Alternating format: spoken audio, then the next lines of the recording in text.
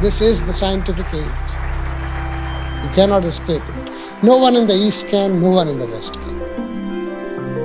This is the scientific age. एक अजीब मोहब्बत थी पाकिस्तान के लिए जो अनकंडीशनल थी कि पाकिस्तान कुछ भी कर ले, मेरा मुल्क है। किसी और मुल्क की नेशनैलिटी नहीं ली क्योंकि नहीं चाहते थे कि ये इनाम जिसकी वो उम्मीद रखते थे किसी और मुल्क के साथ मुंसलिक हो। मेरा नाम जाकिर थावर है और मैं सलाम फिल्म का को क्रिएटर और को प्रोड्यूसर।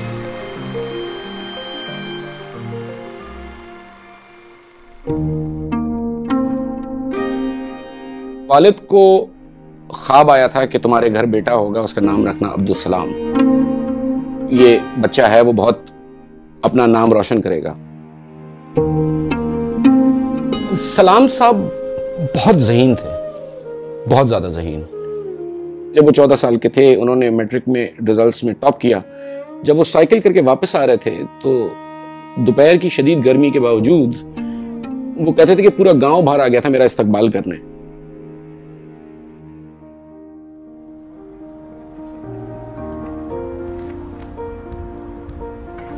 कैम्ब्रिज में बहुत कम साउथ एशियन चेहरे नजर आया करते थे, लेकिन वहां पर सलाम को खुद ये अंदाजा हुआ, उनके बेटे कहते हैं कि he realized how good he was। और कैम्ब्रिज में जाके उनको वाकई मोहब्बत हुई मैथ से और फिजिक्स से। I am a theoretical physicist and we theoretical physicists are engaged on the following problem.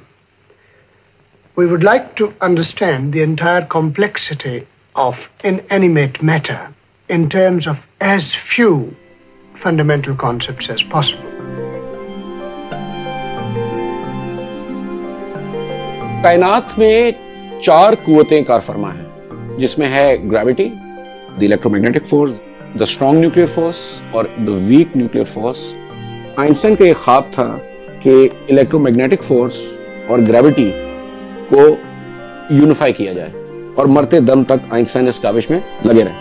सलाम और उनके साथियों ने वीक न्यूक्लियर फोर्स और इलेक्ट्रोमैग्नेटिक फोर्स के हवाले से यह साबित किया कि ये 2 अलहदा नहीं बल्कि एक ही बुनियादी कुव्वत की मुख्तलिफ अशकाल हैं। और इस काम का नाम है इलेक्ट्रोवीक यूनिफिकेशन। और 1979 का जो नोबेल प्राइज था फॉर फिजिक्स वो दिया गया डॉक्टर अब्दुल सलाम, शेल्डन ग्लाशॉ और स्टीवन वाइनबर्ग। एक पाकिस्तानी का फिजिक्स की अजीम जो ख्वाब है उसकी तरफ एक कदम आगे ले जाना कुर्रा अर्ज़ पे जो इल्म है उसको बहुत बहुत बड़ी बात है।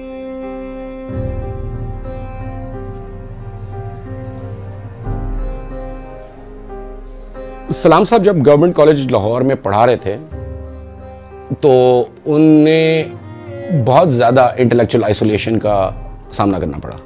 कोई साइंसदान नहीं था दूर तक जिससे वो बात कर सके।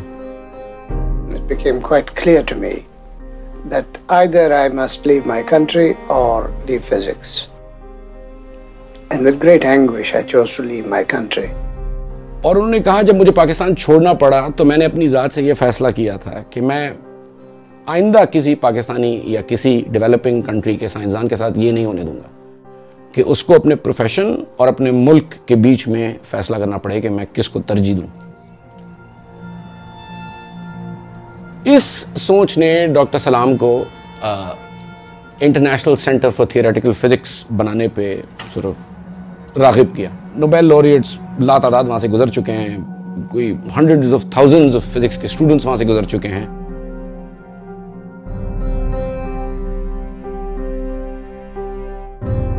पाकिस्तान में तमाम साइंटिफिक काविश में ऑलमोस्ट तमाम में के पीछे डॉक्टर अब्दुल सलाम का हाथ। कोई साइंटिफिक इंफ्रास्ट्रक्चर था ही नहीं, वो आप ट्रेस कर लें उसमें कहीं ना कहीं डॉक्टर सलाम का हाथ आता है। अगर नाम ले तो सुपार्क हो गया, कनूप हो गया, नथिया गली summer school, I think the national centre for physics Islamabad में।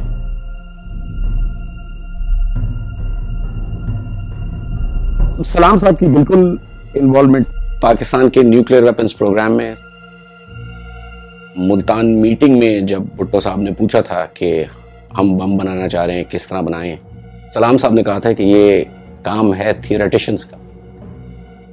तो वाज़ेह है उनका रोल था। बाद में जाके उन्हें लगा कि इंसानियत के पास ये नहीं होना चाहिए, ये बुरा आइडिया है। लेकिन कम से कम 1974 तक डायरेक्टली नहीं लेकिन इनडायरेक्टली और कुछ इंटेलेक्चुअल हेल्प भी दे रहे थे। फैसला हो चुका है कि मुसलमान वो है जो कायल है खात्मे नबुव्वत, ये है फैसला। और जो इसका कायल नहीं है, जो इस चीज को नहीं मानता, जो इस चीज को नहीं कबूल करता है, मुसलमान नहीं। सितंबर 7, 1974 सो डायरी एंट्री एक सलाम साहब की कि declared non Muslim can not cope. शदीद तकलीफ में थे, शदीद तकलीफ में। The day that you declared me to be a non-Muslim, and since Pakistan was created for Muslims, you made me a second-class citizen. Resign कर दिया उन्होंने प्रोटेस्ट में। साइंस एडवाइजर, साइंसी मुशीर थे भुट्टो साहब के।